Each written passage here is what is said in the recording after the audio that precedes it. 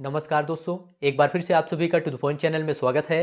दोस्तों आज के इस वीडियो में यूपी ट्रिपल एससी पेट एग्जाम का प्रीवियस ईयर का पेपर सॉल्व करेंगे। आप सभी लोग देखिए किस प्रकार के प्रश्न प्रीवियस ईयर में पूछे गए हैं। इस वीडियो में दोस्तों केवल सामान्य ज्ञान के प्रश्नों को सॉल्व करेंगे। तो 24/8/2021 का यह पेपर है शिफ्ट फर्स्ट का। आप लोग देखिए किस प्रकार के प्रश्न सामान्य ज्ञान के पूछे जाते हैं। तो चलिए शुरू करते हैं। आप लोग सभी प्रश्नों का उत्तर बताने का प्रयास करिएगा। पहला प्रश्न आपके सामने है, भारत में शासन करने वाले दिए गए शासकों का काल क्रमानुसार सही क्रम क्या है, आपको बताना है। सही क्रम आपको बताना है, किसका शासनकाल पहले था किसका बाद में है, इस प्रकार से आपको क्रम बताना है। तो यहाँ पर आप देखेंगे दोस्तों पहला क्रम आता है शासनकाल का इल्तुतमिश का। इल्तुतमिश दोस्तों ये गुलाम वंश के शासक थे। इनका शासनकाल है 1211 से लेकर 1236।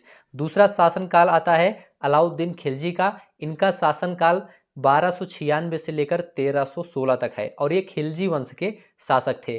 तीसरा नंबर आता है शेर शाह सूरी का। शेर शाह सूरी दोस्तों ये मुगल काल के शासक थे। इनका समय है 1540 से 1545, मतलब इनका जो शासन काल है वह 1540 से 1545 है।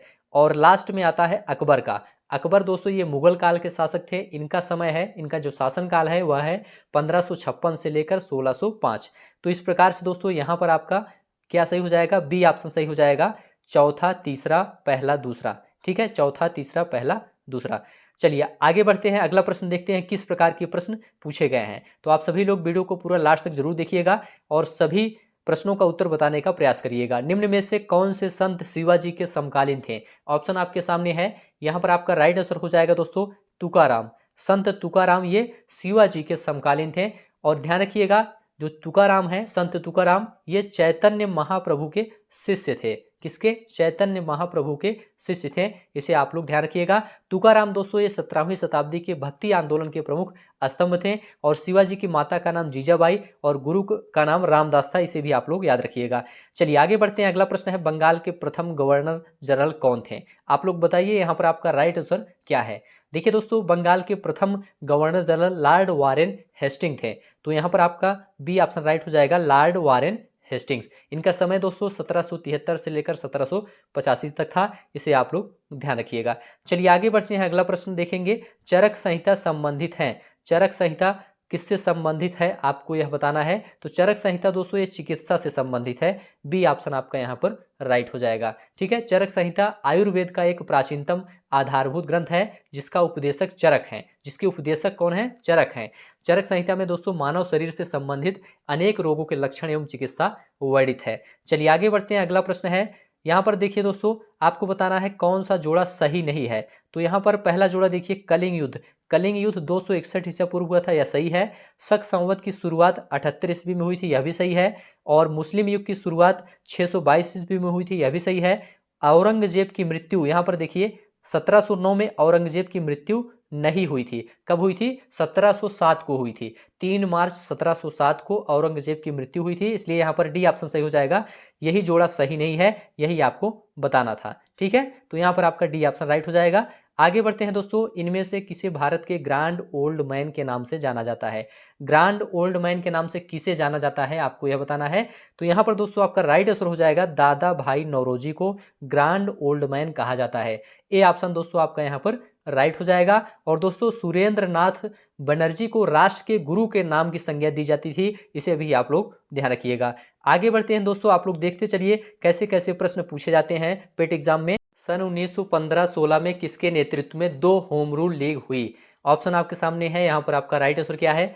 देखिए दोस्तों यहाँ पर आपका राइट आंसर है ए ऑप्शन, एनी बेसेंट और लोकमान्य तिलक। ए ऑप्शन आपका यहाँ पर राइट है। देखिए दोस्तों 1915 ईस्वी से 1916 ईस्वी के मध्य 2 होम रूल लीगों की स्थापना हुई। पुणे में दोस्तों होम रूल लीग की स्थापना बाल गंगाधर तिलक ने की थी। ठीक है, और मद्रास में होम रूल लीग की स्थापना श्रीमती एनी बेसेंट ने की थी। इसे आप लोग ध्यान रखिएगा। ए ऑप्शन आपका यहाँ पर राइट है। आगे बढ़ते हैं, निम्न का मिलान करें। यहाँ पर दोस्तों आपको मिलान करना है। ब्रह्म समाज को आप किससे मिलाएंगे? ब्रह्म समाज को दोस्तों राजा राम मोहन राय से आप मिलान करेंगे। ठीक है, तो 20 अगस्त 1828 में राजा राम मोहन राय ने दोस्तों कोलकाता में ब्रह्म समाज की स्थापना की थी। इसे आप लोग ध्यान रखिएगा। रामकृष्ण मिशन की बात करते हैं तो रामकृष्ण मिशन की स्थापना स्वामी विवेकानंद ने की थी। किसने की थी? स्वामी विवेकानंद ने की थी। इसे भी आप लोग ध्यान रखिएगा। और आर्य समाज की स्थापना दोस्तों किसने की थी? आर्य समाज की स्थापना यहाँ पर दयानंद सरस्वती ने की थी, तो दूसरे से आप मिलान कर देंगे। और चौथा है दोस्तों सत्य शोधक समाज। देखिए सत्य शोधक समाज की स्थापना किसने की थी? तो इसकी स्थापना दोस्तों ज्योतिबा राव फूले ने की थी। ठीक है, तो इस प्रकार से दोस्तों आपका यहाँ पर सी ऑप्शन राइट हो जाएगा। 3 1 2 5 सी ऑप्शन आपका यहाँ पर राइट है। ठीक है, इसे आप लोग ध्यान रखिएगा। आगे बढ़ते हैं, करो या मरो का नारा किसने दिया था? तो करो या मरो का नारा किसने दिया था आप लोग बताइए। यहाँ पर आपका राइट आंसर क्या हो जाएगा? देखिए दोस्तों यहाँ पर आपका राइट आंसर डी ऑप्शन हो जाएगा, महात्मा गांधी। करो या मरो का नारा महात्मा गांधी ने दोस्तों अगस्त 1942 में भारत छोड़ो आंदोलन के दौरान दिया था। इसे आप लोग याद रखिएगा। जब सुभाष चंद्र बोस ने भारतीय राष्ट्रीय कांग्रेस के अध्यक्ष पद से इस्तीफा दिया तो इस पद का प्रस्ताव किसे दिया गया? ऑप्शन आपके सामने है, आप लोग बताइए यहाँ पर आपका राइट आंसर क्या हो जाएगा।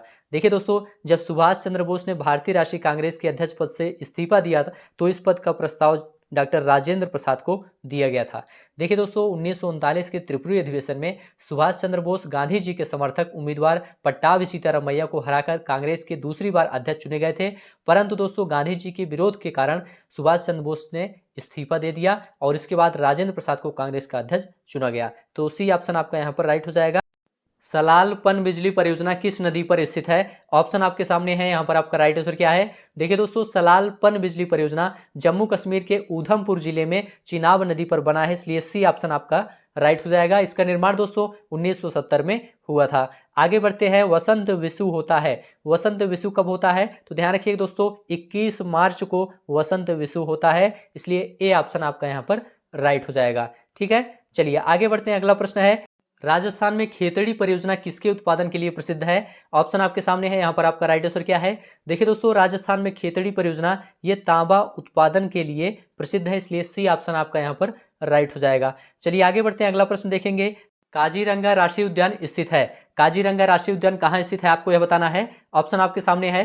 देखिए दोस्तों, काजीरंगा राष्ट्रीय उद्यान ये असम में स्थित है, इसलिए बी ऑप्शन आपका यहाँ पर राइट है। आगे बढ़ते हैं दोस्तों, निम्नलिखित में से कौन सी हिमालय नदी तंत्र की नदियां हैं? तो ऑप्शन आपके सामने है, आप लोग बताइए यहाँ पर आपका राइट आंसर क्या है। देखिए दोस्तों, गंगा नदी और ब्रह्मपुत्र नदी ये दोस्तों हिमालय नदी तंत्र की नदियां हैं, इसलिए बी ऑप्शन आपका यहाँ पर राइट हो जाएगा। तो ध्यान रखिएगा दोस्तों, हिमालय की नदियों को 3 प्रमुख नदी तंत्रों में विभाजित किया गया है। पहला है सिंधु नदी तंत्र, दूसरा है गंगा नदी तंत्र और तीसरा है ब्रह्मपुत्र नदी तंत्र। यहाँ पर बी ऑप्शन आपका राइट है। चलिए आगे बढ़ते हैं, अगला प्रश्न है, बैंक दर का अर्थ क्या है आपको बताना है। ऑप्शन है साहूकारों द्वारा ली जाने वाली ब्याज दर, या दूसरा ऑप्शन देखेंगे अनुसूचित बैंकों द्वारा ली जाने वाली ब्याज दर, या बैंकिंग संस्थाओं के लाभ की दर। तो देखिए दोस्तों, यहाँ पर आपका डी ऑप्शन राइट हो जाएगा, देश के केंद्रीय बैंक द्वारा ली जाने वाली आधिकारिक ब्याज दर।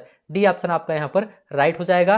तो यहाँ पर पूछा गया था बैंक दर का अर्थ क्या है। बैंक दर का अर्थ होता है देश के केंद्रीय बैंक द्वारा ली जाने वाली आधिकारिक ब्याज दर। ठीक है, यदि आरबीआई नगद कोषानुपात को घटा दे तो साख सर्जन पर क्या असर होगा? ऑप्शन आपके सामने है, आपका यहाँ पर राइट आंसर क्या है। तो देखिए दोस्तों, कमर्शियल बैंकों की ओर से केंद्रीय बैंक के पास रखे जाने वाले हिस्से के प्रतिशत को या अनुपात को नगद कोषानुपात कहते हैं। क्या कहते हैं? नगद कोषानुपात कहते हैं। इसे आप लोग ध्यान रखिएगा। और ध्यान रखिएगा, नगद कोषानुपात के घटने पर जो साख होती है वह बढ़ जाती है। तो यहाँ पर सी ऑप्शन आपका राइट हो जाएगा, बढ़ जाएगी। ठीक है, और नगद कोषानुपात को बढ़ाने पर साख जो होती है वह घट जाती है और घटाने पर साख बढ़ जाती है। तो सी ऑप्शन आपका यहाँ पर राइट है। अगला प्रश्न देखेंगे, इनमें से किस प्रकार की अर्थव्यवस्था में संसाधनों पर निजी अधिकार होते हैं और आर्थिक गतिविधियों का मुख्य उद्देश्य लाभ अर्जित करना होता है? तो यहाँ पर आपका राइट आंसर क्या है आप लोग बताइए। देखिए दोस्तों, यहाँ पर आपका राइट आंसर है ए ऑप्शन, पूंजीवादी अर्थव्यवस्था।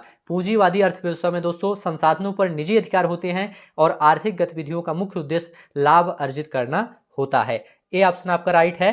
100 रुपए का नोट किसके द्वारा हस्ताक्षरित होता है? ऑप्शन आपके सामने है, यहाँ पर आपका राइट आंसर क्या है।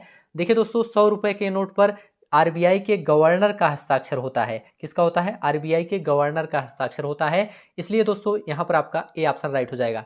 देखिए दोस्तों, करेंसी नोटों के सभी मूल्य वर्ग पर आरबीआई के गवर्नर द्वारा हस्ताक्षर किया जाता है, इसे आप लोग ध्यान रखिएगा। केवल परंपरा के रूप में दोस्तों 1 रुपए के नोट पर वित्त सचिव द्वारा हस्ताक्षर किए जाते हैं, इसे आप लोग याद रखिएगा। चलिए आगे बढ़ते हैं, अगला प्रश्न देखेंगे, फेमा का पूर्ण रूप क्या है? फेमा का पूर्ण रूप क्या है? तो देखिए दोस्तों, फेमा का पूर्ण रूप है फॉरेन एक्सचेंज मैनेजमेंट एक्ट। क्या होता है? Foreign exchange management act. B option आपका यहाँ पर राइट हो जाएगा। अगला प्रश्न देखेंगे, भारत के संविधान में जन स्वास्थ्य एवं स्वच्छता किसमें शामिल है, आपको यह बताना है। ऑप्शन आपके सामने है, आप लोग बताइए यहाँ पर आपका राइट आंसर क्या है।